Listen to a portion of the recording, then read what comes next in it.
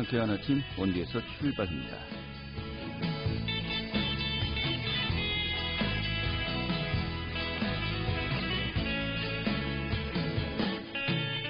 안녕하십니까. 8월의 마지막 날이죠. 8월 31일 월요일 아침 인사드리겠습니다. 상쾌한 아침 원주에서 출발합니다. 진행이 헬태입니다.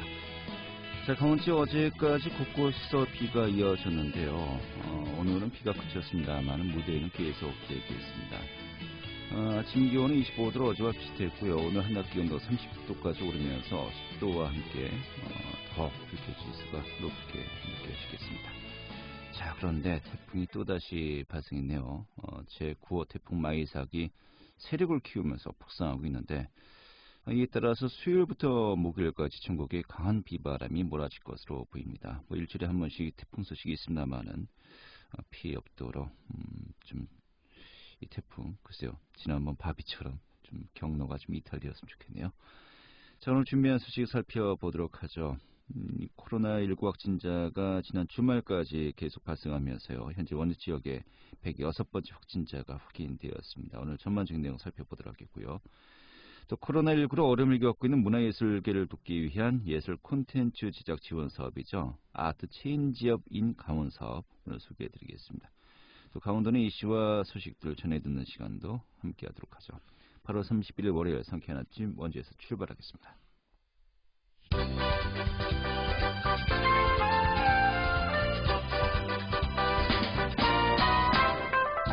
오늘의 주요 뉴스입니다. 생활치료센터 설치를 반대해왔던 황금리 주민들이 확진자 수용 입장을 밝혔습니다. 이에 따라서 원주 지역의 코로나19 경증 환자 생활치료센터의 설치를 놓고 빚어졌던 갈등이 해소되면서 병상 부족 사태 위기를 넘겼습니다. 한국신용데이터가 원주의 8월 3주차 소상공인 매출액이 전년도 대비 77% 수준에 그쳤다고 밝혔습니다. 이는 일주일 새 12%포인트가 급락한 것으로 코로나19 유행 초기였던 3월 이후 23주 만에 가장 낮은 수치였습니다.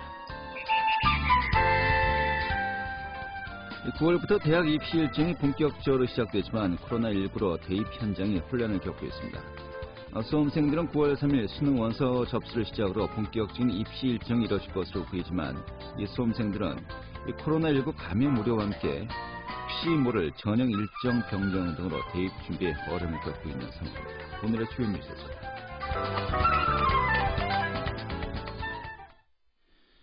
네, 지난 주말에 원주시에서는 코로나19 확진자 3명이 추가 발생하면서 현재 원주시의 코로나19 누적 확진자 수 106명을 기록하고 있습니다. 자, 이런 가운데 병상 부족 사태도 주말 휴일 동안에 또 해결되었다고 하는데요. 주민들의 반대로 미뤄졌었죠. 원주시 치악산 황든 청소년 수련원 생활치료센터 어제 또 주민들이 받아들이면서 지정도 이제 확정되었습니다. 오늘 전반적인 내용 살펴보도록 하죠. 김민주 리포터 자리했습니다. 어서 오시죠. 네, 안녕하세요. 네. 어제까지 원주시 코로나19 누적 확진자 106명이죠. 네, 지난 주말 동안 원주시에서 추가 확진자 3명이 발생하면서 원주시의 코로나19 누적 확진자 수는 106명입니다. 자가격리자는 1,200여 명, 검사가 진행 중인 사람은 500명이 넘습니다. 지난 주말에 추가 확진된 3명 가운데 2명은 자가격리 중에 확진 판정을 받아 접촉자는 없는 것으로 확인됐습니다. 또 원주 그린정신병원에 입원 중인 환자가 확진 판정을 받은 이후 이틀 만인 지난 27일 음성 판정을 받았는데요. 해당 병원 직원과 환자 80여 명은 모두 음성 판정을 받았습니다.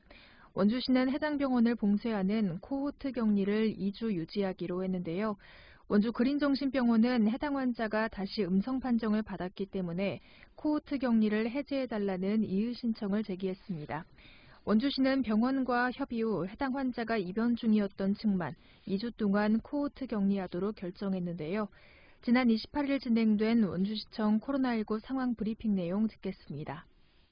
거의 양성과 음성의 경계선상에 있었던 것 같습니다. 그래서 확산 방지 차원에서 예방 차원에서 양성으로 내렸지만 전체 그 병상에 있는 분들이 한 명도 양성이 없고 그래서 다시 검사를 해서 최종 음성으로 결정났다고 보시면 되겠습니다. 그 최초 확진자와 관련해서는 중앙에서 온 역학조사관 3명이 유전자 검사까지 해서 한번 밝혀보겠다 그랬으니까 그렇게 금방금방 나오지는 않을 거라고 보여집니다. 그래서 유전자 결과나 그 사람이 또 접촉한 사람들도 이렇게 검사를 또 해야 되기 때문에 아직까지 추가로 이렇게 감염 경로가 밝혀지지 않았던 확진자가 밝혀지거나 그런 사례는 아직 없습니다. 네. 자, 이런 가운데 이 병상 부족 문제가 계속해서 좀 현실화되는 거 아니냐 우려의 목소리가 컸었습니다만 이 문제가 또 해결되었네요. 네, 원주시가 병상 부족 사태의 위기를 넘겼는데요. 원주시는 지난 28일 원주 의료원 응급실에 병상 30개를 추가로 확보했고요. 확진 판정을 받고 입원을 대기하던 확진자 18명을 수용했습니다. 또 미뤄졌던 생활치료센터도 앞으로 운영될 예정인데요. 강원도는 앞서 지난 27일부터 원주시 치악산 황둔 청소년 수련원을 코로나19 생활치료센터로 운영할 계획이었습니다. 경증 환자를 순차적으로 이송할 계획이었지만 해당 지역 주민들의 반대로 진행되지 못했습니다. 원주시 신림면 황둘리 주민들은 어제 기자회견을 열고 생활치료센터로의 수용을 결정했는데요. 지역 주민들은 기자회견에서 생활치료센터의 입소자를 위해 수용을 결정했다고 했습니다. 또 그동안 주민들이 반대했던 이유는 지역 이기주의가 아닌 사전 협의 없이 일방적으로 결정됐기 때문이라고 밝혔습니다. 또 원주시도 철저한 방역과 환자 관리를 통해 해당 지역 주민들에게 피해가 가지 않도록 하겠다고 했는데요. 지난 28일 진행된 원주시청 코로나19 상황 브리핑 내용 듣겠습니다. 응급실을 폐지해서 병상을 마련하는 걸로 이해하시면 되겠습니다. 다만 응급실을 폐지한다는 것도 사실상 바람직한 것은 아니다. 가급적 생활치료센터로 만들어지면 경증 거의로 확산하거나 우려가 거의 없는 사람들은 생활치료센터로 옮기고 응급실은 정상 가동하는 것이 맞다고 생각합니다. 결국은 응급환자가 발생했을 때 기독병원으로 다 갈 수밖에 없는데 응급실이 과부하가 걸렸을 때는 그것도 심각한 의료 문제를 야기시킬 수 있다. 이렇게 판단하기 때문에 저희는 생활치료센터를 시민의 안전을 위해서 추진해 보도록 하겠습니다. 네. 자, 이런 가운데 이 교회에서의 현장 예배 중단할 것을 또 지자체 차원에서도 권고하고 있는 상황이죠.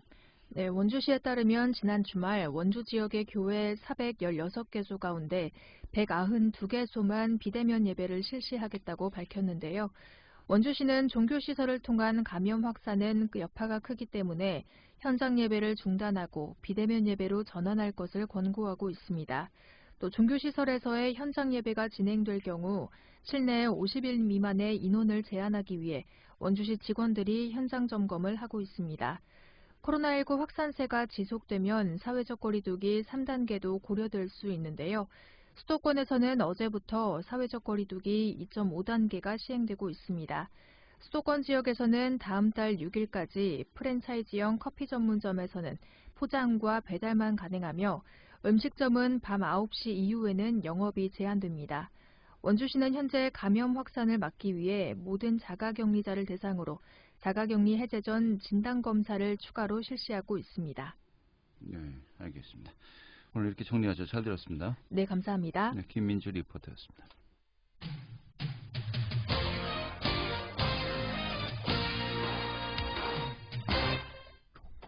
네, 코로나19로 많은 어려움이 계속되고 있습니다. 이런 가운데 문화예술계에도 각종 축제나 행사들이 취소되면서요. 그 어려움이 더 클 수밖에 없습니다. 이런 가운데 강원문화재단이 이 문화예술계를 돕기 위해서 온라인 예술 콘텐츠 제작을 지원하는 아트 체인지업인 강원 사업을 추진한다고 합니다. 이 사업 내용 살펴보도록 하죠. 강원문화재단 교류협력팀의 조혜림 담당자 연결하겠습니다. 여보세요? 네, 여보세요? 네, 반갑습니다. 네, 반갑습니다. 예, 코로나19가 장기화되고 있습니다. 계속해서 비대면 접촉, 또 많은 분들이 모이는 행사가 취소되거나 또 연기되고 있는 상황 아니겠습니까? 이 사람들이 많이 모이는 가장 대표적인 것이 바로 또 문화예술 행사입니다만은 이런 가운데 문화예술계 좀 정말 어려울 수밖에 없겠다라는 또 생각이 듭니다. 현재 어떻습니까? 네, 현재 코로나가 재확산이 되고 또 이에 따른 사회적 거리두기로 인해서 기존의 문화행사 공연이 줄줄이 취소되고 있습니다. 현재 강원문화재단에서는 올리브 브랜치라는 강원도 문화공연단을 운영하고 있는데요. 이 팀만 봐도 하반기에 예정되었던 공연이 모두 취소되거나 연기되었습니다. 현재 문화예술계에 종사하는 분들은 직접적인 생계의 위협까지 받고 있는 실정입니다. 네. 실제로 그 어떤 뭐 전체적인 통계치라든지 뭐 이런 그 수치화된 자료가 있습니까? 네, 저희가 그 온라인으로 해가지고 그 설문조사를 한 것들이 있는데 거기에 보면은 이제 실제로 2020년 들어서 굉장히 많은 공연 건수들이 취소되고 있고, 그러니까 뭐 어떤 경제적인 위협까지 넘어서 소득의 이제 수준까지 위협받고 있는 실정으로 나왔습니다. 네, 이거 참 심각한 상황입니다. 뭐 심각하지 않은 것이 없는 것 같습니다만은. 자, 이런 건데 강원문화재단에서요, 아트체인 지역인 강원 사업을 진행한다고 밝혔어요. 온라인 예술 콘텐츠 제작을 지원한다는 것인데 그 내용이 어떤 겁니까? 네, 그 코로나19와 같은 전례 없는 위기 상황에서 현재 문화예술계에서는 온라인 공연이나 가상전시 등과 같이 물리적인 제한에 저항하는 다양한 형태의 창의적인 시도를 모색하고 있습니다. 강원문화재단 역시 기존 오프라인 중심이었던 예술적인 언어를 어떻게 확장하고 전환해 나갈 수 있을지에 대해 깊이 고민하고 있는데요. 본 사업은 온라인 미디어를 활용하여 예술 콘텐츠 제작을 지원하는 사업으로서 이러한 변화와 가능성을 실험해보는 첫걸음이 될 것입니다. 네, 그래요. 지원 규모는 어느 정도입니까? 네, 그 사업에 필요한 금액을 지원자가 자유롭게 기획하여서 신청할 수 있고요. 제한을 둔 범위는 최소 200만 원에서 5천만 원까지입니다. 네, 굉장히 차이가 많군요. 네네, 그렇습니다. 그러니까 콘텐츠 제작을 어떤 식으로 하겠다, 뭐 지원자의 의사에 따라서 지원 규모도 이제 많이 또 차이가 되는군요. 네네, 그럼 지원은 그 맞습니다. 제작비 형태로 지원이 되는 겁니까? 네네, 그렇습니다. 온라인을 기반으로 한 콘텐츠 제작비를 모두 지원해드리고요. 그 제작에 참여하는 인력의 사례비까지도 지원이 가능합니다. 네. 실제로 이 코로나19 이후에 온라인으로 예술 콘텐츠를 제작하는 예술인들 좀 많이 있습니까? 어떻습니까? 네, 그 코로나19로 직접적인 대면이 어려워졌고요. 현재 많은 예술가들이 기존의 방법에서 탈피한 새로운 접근 방법을 찾고 있습니다. 그러한 접근 방법 중에 하나로 온라인에 대한 수요가 증가하고 있는 상황입니다. 네, 그래요. 근데 실제로 또 만들어서 제작하는 것이 끝나는 것이 아니고, 뭐 정말 일반 그 소비자들이 또 이제 많은 또 시민들, 도민들께서 그 콘텐츠를 찾아서 또 관람을 해야 되는 거 아니겠습니까? 네네, 맞습니다. 좀 홍보라든지 이런 것도 많이 필요할 것 같은데, 현재는 또 어떻게 좀 파악을 하고 있습니까? 네, 저희가 지금 뭐 라디오 스팟 광고나 아니면 신문 지명 광고 그리고 온라인으로도 지금 현재 광고를 하고 있는 상황이고요. 네. 현재 많은 문의가 들어오고 있는 상황입니다. 알겠습니다. 이 아트체인 지역인 강원 사업, 이 지원 자격이 따로 있는 겁니까? 저희가 이제 이번에 처음 진행하는 사업이다 보니까 사실 지원 자격은 딱히 없고요. 네. 강원도에 이제 소재하고 있는 지역의 예술가나 예술단체라면 누구나 지원하실 수 있습니다. 네. 신청 방법은 어떻게 가능합니까? 네, 본 사업에 지원하고자 하는 분들은 이나라 도움 시스템에 접속해서 사업 지원을 신청을 하시면 되고요. 자세한 사항은 강원문화재단 홈페이지를 참고하시면 되겠습니다. 네. 이게 뭐 코로나19 때문에 직접적인 어떤 해결책으로 이런 또 방안들이 모색된 것이긴 합니다만은, 이게 그러고 보니까요, 코로나 이후에도 이런 그 정말 중소 규모의 예술 공연들, 작품들 이렇게 좀 정말 비대면 접촉하지 않고도 많은 분들이 접할 수 있는 이런 시스템 좀 많이 좀 확산될 필요가 있다는 또 생각도 들기도 하고요. 좀 기대 후가 어떻게 보십니까? 네, 그 먼저 가장 시급한 것은 지금 생계를 위협받고 있는 예술가들이 있기 때문에 네. 그런 지역의 예술가들에게 조금이라도 조금 직접적인 도움이 되기를 바라는 마음이 크고요. 추가로 이제 기존과 다른 창의적인 접근 방식을 통해서 문화예술계에 대한 새로운 수요가 창출되고 또 이를 통해 문화예술 산업 전반에 긍정적인 효과를 미치기를 기대하고 있습니다. 네, 알겠습니다. 그런 기대대로 잘 또 추진되기를 기대하겠습니다. 오늘 잘 들었습니다. 고맙습니다. 네, 감사합니다. 네, 강원문화재단 교류협력팀의 조혜림 담당자였습니다.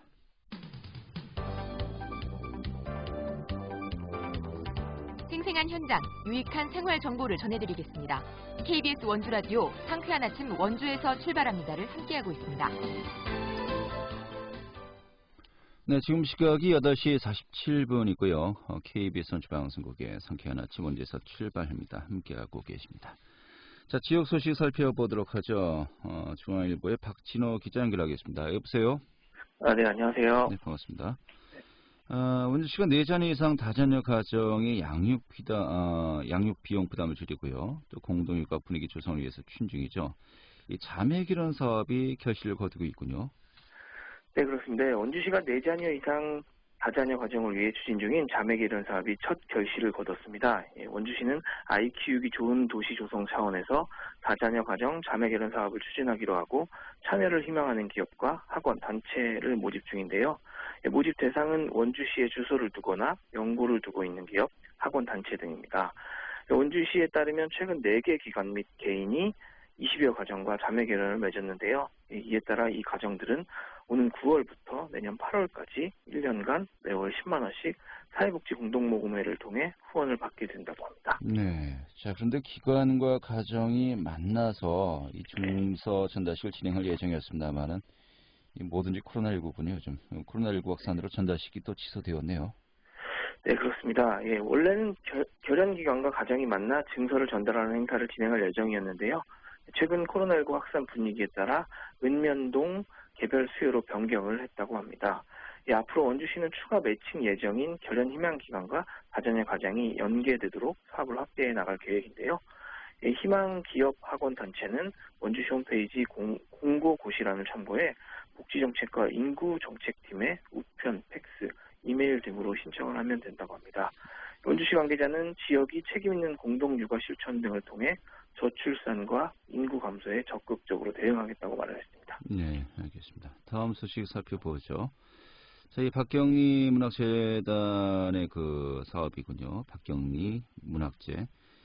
이 박경리 작가의 문학과 생명사상을 선양하기 위해서 박경리 문장 낭독 대회가 또 온라인으로 개최되는군요.